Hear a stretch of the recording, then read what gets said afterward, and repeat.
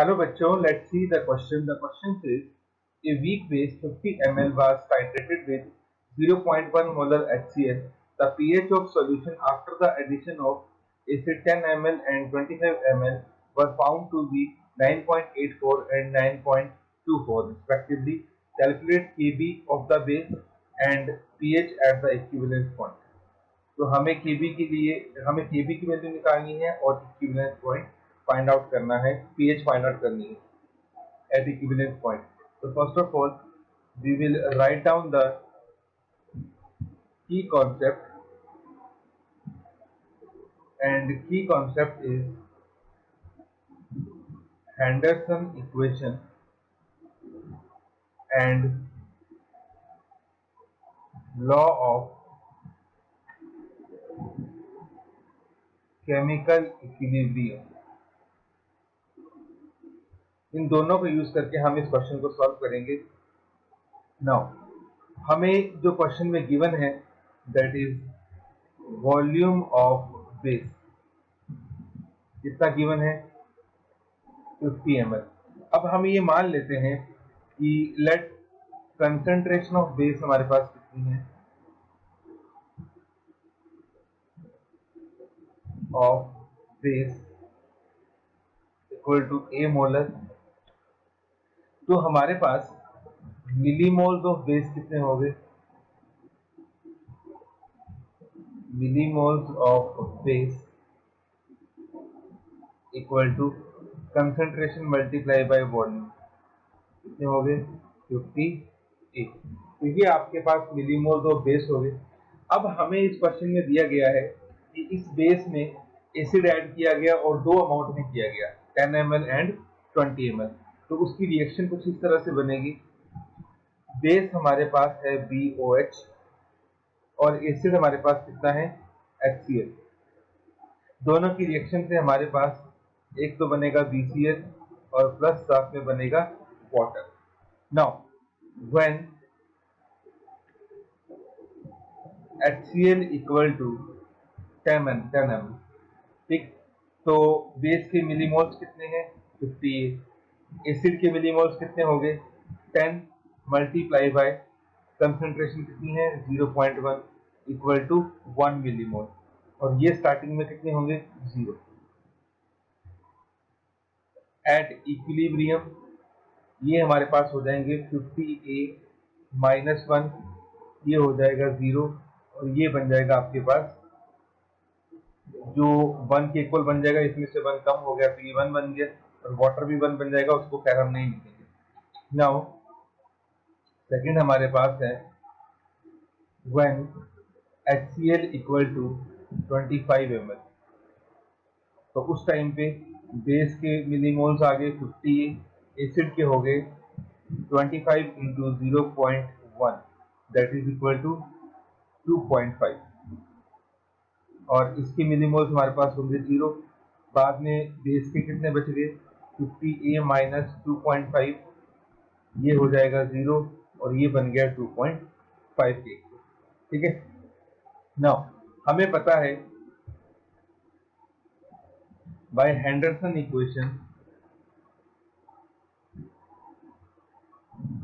जो P of OH होता है that is equal to P of Kb plus log of concentration of salt divided by concentration of base. तो ये हमारे पास आ गया. अब इन सब की वैल्यूज जो है, ये इक्वेशन जो है वो हम दोनों केसेस पे अप्लाई कर देंगे. तो देखिए ये कुछ इस तरह से अप्लाई होगी. व्हेन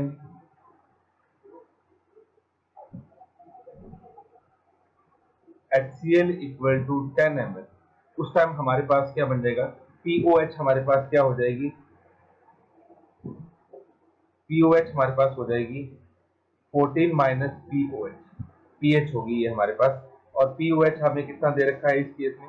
सॉरी, POH हमारे पास हो जाएगा 14 माइनस PH. तो 14 माइनस PH कितना दे रखा है हमें? 9.84. It is equal to P of Kb plus log concentration of salt 1 और कंसंट्रेशन ऑफ हमारे पास बेस कितनी है? 50A -1, 50A -1। वही दूसरी तरफ when HCl equal to 25 ml, उस केस में POH कितना बनेगा? 14 minus 9.24 equal to P of Kb plus log, ये हमारे पास बन जाएगा 2.5 डिवाइडेड बाय 50A - 2.5। ठीक, यहाँ से अब हम इसको थोड़ा सॉल्व कर लेते हैं, तो ये हमारे पास आ जाएगा 4.16 equal to PKb plus log 1/50A-1, इसको हम इक्वेशन 1 दे देते हैं, और ये बन जाएगा 4.76 equal to PKb plus log 2.5 upon 50A - 2.5। इसको हम दे देते हैं इक्वेशन नंबर 2। अब हम इन दोनों इक्वेशंस को सॉल्व करेंगे, तो हम यहाँ पे अप्लाई कर देते हैं 2 - 1। तो 2 - 1 करेंगे तो हमारे पास बचेगा 0.6 इक्वल टू PKb कट जाएगा, log of 2.5 upon 50A - 2.5 minus log of 1/50A-1। अब हमें पता है log m minus log n किसके इक्वल होता है? log m upon n। वही हम यहाँ पे अप्लाई करेंगे, तो हमारे पास आ जाएगा 0.6 is equal to log 2.5 into 50A-1 divided by 50A - 2.5। m upon n को सॉल्व करके हमारे पास ये आ जाएगा। ठीक, अब ये जो हमारे पास 0.6 है, इसको हम लिख सकते हैं log 2 की पावर 2। log 4 की वैल्यू 0.6 होती है, equal to log 2.5 into 50A-1 divided by 50A - 2.5। यहाँ से हमारा log से log कट गया। ठीक है, तो log से log कटने के बाद ये वैल्यू हमारे पास बन गई 4 is equal to 2.5 50A-1 divided by 50A - 2.5। इतना ये हमारे पास बन गया। अब जब हम इस इक्वेशन को सॉल्व करेंगे, पूरी इक्वेशन को, तो इसको सॉल्व करने से हमारे पास a की वैल्यू आ जाएगी, a इज इक्वल टू 0.1 के इक्वल हमारे पास आ गया। Now put a equal to 0.1 in equation 1। आप इक्वेशन 2 में भी कर सकते हैं, तो वहां से हमारे पास b की वैल्यू आ जाएगी 4.76। PKb की वैल्यू आ गई, तो यहाँ से PKb को हम क्या लिख सकते हैं? Minus log of KB it is equal to 4.76। तो यहाँ से हमारे पास KB की वैल्यू आ जाएगी 10 की पावर -4.76। ठीक, और इसको हम सॉल्व करेंगे तो KB की वैल्यू से हमारे पास आएगी 1.8 इंटू 10 टू पावर -5। तो ये आपके पास आ गई वैल्यू किसकी? KB। अब इसी तरह से हमें वैल्यू फाइंड आउट करनी है इक्विवेलेंस पॉइंट पे pH। So at equivalence point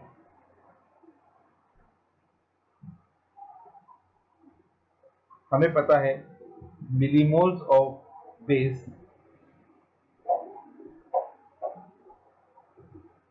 equal to millimoles of acid. Equivalence point पे एसिड और बेस के मिलीमोल्स आपस में क्या हो जाते हैं? इक्वल हो जाते हैं। एक बार रिएक्शन लिख लेते हैं, BOH प्लस HCl। यहाँ से हमें क्या मिलेगा? BCl plus H2O। अब दोनों का वॉल्यूम हम सेम कर लेंगे, तभी इनके मिलीमोल सेम आएंगे। कंसंट्रेशन 0.1 और एसिड की भी कितनी होगी 0.1, ठीक। और ये स्टार्टिंग में कितना होगा 0, तो दोनों के लास्ट में इसके मिलीमोल 0, इसके मिलीमोल 0 और इसके मिलीमोल कितने हो जाएंगे 5। तो यहाँ से हमारे पास BCl की जो कंसंट्रेशन आएगी वो आएगी, जितने इसके मिलीमोल्स हैं डिवाइडेड बाय टोटल कंसंट्रेशन, 50 + 50 100, तो ये आ गया 0.05। तो ये हमारे पास आ गई BCl की कंसंट्रेशन। अब सॉल्ट की जो इसकी जो हाइड्रोलिसिस रिएक्शन है वो कुछ इस तरह से होगी, B positive plus H2O give BOH plus H positive. तो हमें क्योंकि इस H पॉजिटिव की कंसंट्रेशन चाहिए, इसीलिए हमने इसको इससे लिखा है। अब इसकी कंसंट्रेशन कितनी थी 0.05। सपोज इसमें से X कम हो गया तो ये X बन जाएगा और H पॉजिटिव भी कितना बन जाएगा X बन जाएगा। अब यहाँ पे हम अप्लाई करेंगे लॉ ऑफ केमिकल इक्विलिब्रियम। तो लॉ ऑफ केमिकल इक्विलिब्रियम के अकॉर्डिंग हमारे पास Ka जो है वो कितना होता है, Ka इज इक्वल टू, इसको हम लिख सकते हैं KW/Kb, क्योंकि Ka Kb का जो प्रोडक्ट होता है वो Kw के इक्वल होता है। It is equal to concentration of base BOH into concentration of H positive divided by concentration of B positive। Kw की वैल्यू हमारे पास कितनी है 10⁻⁻14। Kb की वैल्यू हमने पीछे निकाल ली, it is equal to 1.8 into 10⁻⁻5 equal to, इन दोनों की कंसंट्रेशन X है तो ये बन जाएगा X² और ये हो जाएगा 0.05 माइनस X। इसको हम ऑल सॉल्व करेंगे तो ये बन जाएगा 10⁻⁻9 upon 1.8, it is equal to X² upon, इसको सिंपल करने के लिए हम डिनोमिनेटर में X को निग्लेक्ट कर देंगे because 0.05 is very greater than X, तो इसको हमने नीचे निग्लेक्ट कर दिया। तो यहाँ से हमारे पास X की जो वैल्यू आई वो आ जाएगी अंडर रूट 0.05 इंटू 10⁻⁻9 अपॉन 1.8। इसको हम सॉल्व करेंगे तो x की वैल्यू यहाँ से हमारे पास आएगी 1.5 इंटू 10⁻⁻6। अगर x की वैल्यू ये है तो H पॉजिटिव की कंसंट्रेशन हमारे पास कितनी आ गई 1.5 इंटू 10⁻⁻6। अब एक बार H पॉजिटिव की कंसंट्रेशन आ गई, अब हम pH भी निकाल सकते हैं। तो pH किसके इक्वल होता है minus log of H positive, तो ये बन जाएगा माइनस लॉग 1.5 इंटू 10⁻⁻6, ये बन जाएगा minus log 1.5 plus 6 log 10। Log 10 की वैल्यू 1 होती है और लॉग 1.5 की वैल्यू हमारे पास होती है 0.707, ठीक, प्लस 6। तो इसको हम सॉल्व करेंगे तो यहाँ से pH हमारे पास आ जाएगी 5.29 और यही आपके पास फाइनल आंसर होगा। तो ये आपकी pH की वैल्यू आ गई। तो दोनों आंसर हमने निकाल लिए। Kb की वैल्यू हमारे पास आ गई 1.8 इंटू 10⁻⁻5 और pH की वैल्यू आ गई 5.29। Hope you understood it well. Best of luck.